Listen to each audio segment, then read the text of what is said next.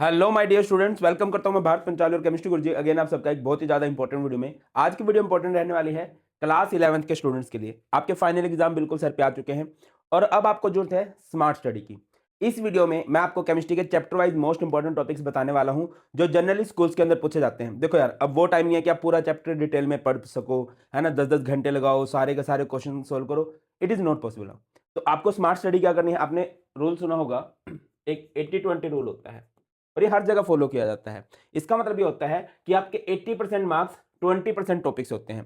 हर एक चैप्टर में 3-4 टॉपिक ऐसे होते हैं जिनसे घुमा फिरा के बार बार क्वेश्चन पूछे जाते हैं। वही हम इस वीडियो में बात करने वाले हैं। श्योरली बहुत इंपॉर्टेंट वीडियो रहने वाली है। तो चलिए स्टार्ट करते हैं। सबसे पहले ये हमारा सीबीएसई की तरफ से ब्लूप्रिंट आता है। हमारे केमिस्ट्री के अंदर 9 चैप्टर्स है। सबसे पहला चैप्टर है some basic concepts of chemistry जो कि 7 मार्क्स का है। Next chapter structure of atom जो कि 9 मार्क्स का है। क्लासिफिकेशन ऑफ एलिमेंट्स 6 मार्क्स का है। केमिकल बॉन्डिंग 7 मार्क्स का है। केमिकल थर्मोडायनेमिक्स 9 मार्क्स का है। इक्विलिब्रियम 7 मार्क्स का है। रेडॉक्स रिएक्शन 4 मार्क्स का है। ऑर्गेनिक केमिस्ट्री जिसमें आपका आ जाता है नोमेनक्लेचर, आइसोमेरिज्म, ये हमारा 11 मार्क्स का है और हाइड्रोकार्बन हमारा 10 मार्क्स का है। अगर आप ध्यान से देखो तो कुछ चैप्टर बहुत ज्यादा स्कोरिंग है, जैसे कि ये हो गया, ये हो गया, ये हो गया, ये हो गया, ये हो गया, ये हो गया, ये हो गया, है ना। ये 7 जो चैप्टर हैं ये आपके बहुत ही ज्यादा स्कोरिंग है, इनसे ही मोस्टली वेटेज आपकी बनती है। तो चलिए अब आगे बढ़ने से एक और जरूरी बात मैं आपको एक प्रो टिप दे देता हूं बेटा। इन इंपॉर्टेंट टॉपिक्स के अलावा अगर आप चाहते हो कि सर मेरे को तो 95 प्लस चाहिए, रिस्क नहीं लेना सर, 10th में तो मेरे 90 की लाइन में आए थे, अब मैं कम नंबर कैसे लेके आऊं, होता है मोस्टली बच्चों के साथ। 10th का ग्राफ ऐसे होता है, फिर 11th ऐसे होता है, 12th में ऐसे भी चढ़ जाते हैं। बट तुम चाहते हो कि नहीं सर मुझे तो ऐसे ही जाना है, ये 10th, ये 11th और ये 12th। तो बेटा आपको क्या करना है, सबसे पहले अपने स्कूल के लास्ट 3 इयर्स के पीवाईक्यू करने हैं, अपने सीनियर से अरेंज करने की कोशिश कीजिए। इसके अलावा अगर आप एनसीईआरटी कर लेते हो ना भाई, कोई और बुक करने की जरूरत नहीं है। एनसीईआरटी के इन टेक्स्ट एंड एक्सरसाइज के क्वेश्चन कर लो, उसी में सारा पेपर बनता है, उससे बाहर से पेपर नहीं आता। उसके बाद मैंने आप लोगों के लिए एक क्रिस्प रिवीजन के लिए शॉर्ट नोट्स बना रखे हैं। लगभग 15 पेजेस के अंदर पूरी पूरी केमिस्ट्री कवर करा दी गई है, जिसमें सारी की सारी थ्योरी आपकी बहुत अच्छे से कवर हो जाएगी। ये नोट्स आपको फ्री ऑफ कॉस्ट मिलने वाले हैं हमारे टेलीग्राम चैनल पर। टेलीग्राम चैनल है बेटा भारत पंचाल सर के नाम से, ठीक है। लिंक आपको डिस्क्रिप्शन में मिल जाएगा, सारी की सारी पीडीएफ आप वहां से डाउनलोड कर सकते हो। और प्लीज कमेंट सेक्शन में जरूर बताना कि आपके स्कूल में फाइनल एग्जाम कब होने वाले हैं, केमिस्ट्री की एग्जाम डेट क्या है, सो दैट कि अगर मैं 1-2 सीरीज आपके लिए लेके आना चाहूँ इंपॉर्टेंट क्वेश्चंस की या वन शॉट की, तो वो हम प्लान कर रहे हैं। इससे पहले मैंने आपके हर एक चैप्टर की 15 मिनट्स रिवीजन करवा रखी है, 30 मिनट्स रिवीजन करवा रखी है और इंपॉर्टेंट टॉपिक्स की वीडियो बना रखी है, इंपॉर्टेंट क्वेश्चन आंसर की। ये सारे के सारे आपको डिस्क्रिप्शन में मिल जाएंगे।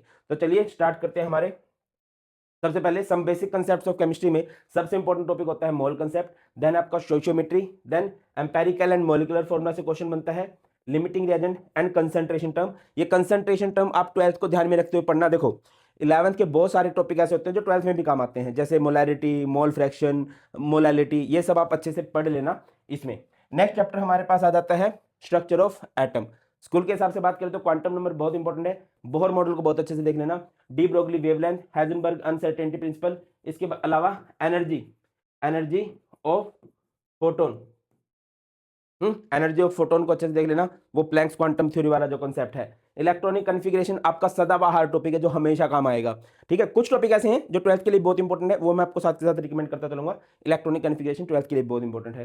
हंस rule and Pauli's exclusion principle से क्वेश्चन पूछे जाते हैं। नेक्स्ट चैप्टर है हमारे पास classification of elements and periodicity in properties. क्या होती है पीरियोडिक टेबल, क्या डिफरेंस है मॉडर्न पीरियोडिक टेबल में एंड मेंडलीव की पीरियोडिक टेबल में। इसके अलावा IUPAC naming of element more than 100। Find करना है आपको ग्रुप, पीरियड एंड ब्लॉक को। पीरियोडिक टेबल में कुछ ट्रेंड है और उनके एक्सेप्शंस होते हैं, जैसे एटॉमिक रेडियाई, जब हम डाउन द ग्रुप जाते हैं तो वो इंक्रीज करता है, लेफ्ट टू राइट जाते हैं तो वो डिक्रीज करता है, बट कुछ एक्सेप्शंस भी आ जाते हैं।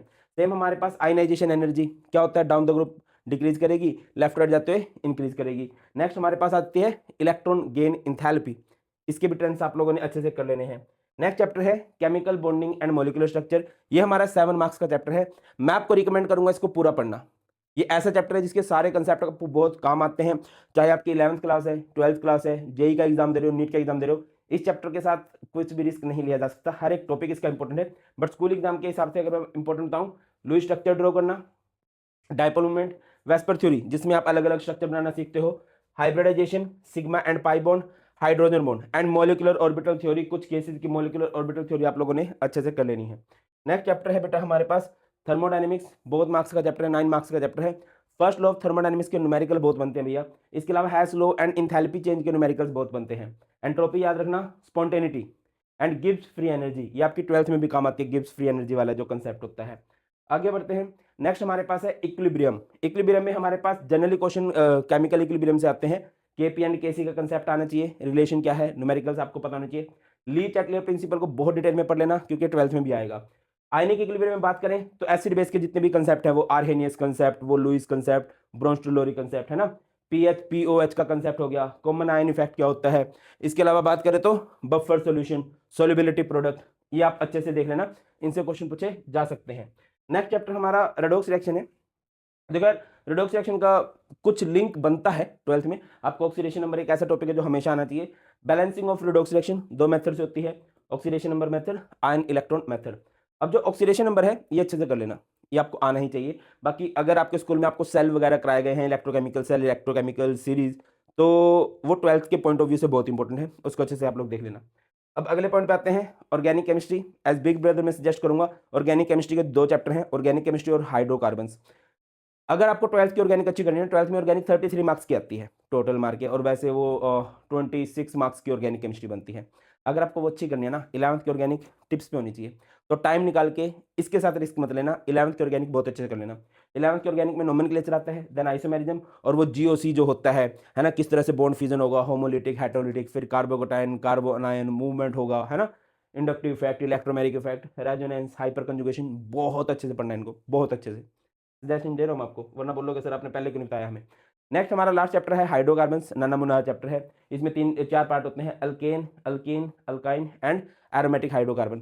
तो अल्केन में आप याद रखना हैलोजिनेशन, वुड्स रिएक्शन, डीकार्बोक्सिलेशन। इसके अलावा कोल्ब्स इलेक्ट्रोलिसिस, कोल्ब्स इलेक्ट्रोलिसिस को अच्छे से याद रखना, कन्फर्मेशन आइसोमर्स होते हैं। अल्किन में याद रखना addition action, Markovnikov rule, anti Markovnikov rule, ozonolysis. Alkynes में एसिडिक स्ट्रेंथ बहुत ज़्यादा इंपॉर्टेंट होती है। एरोमेटिक हाइड्रोकार्बन में, बेंजीन में आपके पास एक तो रेजोनेंस अच्छे से देख लेना, पॉजिटिव रेजोनेंस, नेगेटिव रेजोनेंस वाला कंसेप्ट, और इसके अलावा हमारे पास इलेक्ट्रोफिलिक सब्स्टिट्यूशन रिएक्शन, नाइट्रेशन क्या है, सल्फोनेशन क्या है, फ्रीडल क्राफ्ट एल्काइलेशन क्या है। तो ये सारे के सारे इंपॉर्टेंट टॉपिक है भाई, पढ़ना सब कुछ है आपको, सब पढ़ लेना, बट ये टॉपिक अच्छे से कर लेना भाई, इनका एक भी क्वेश्चन गलत नहीं होना चाहिए। आप ऑब्जर्व करोगे कि आपके 90+ की लाइन में ही मार्क्स आ रहे हैं।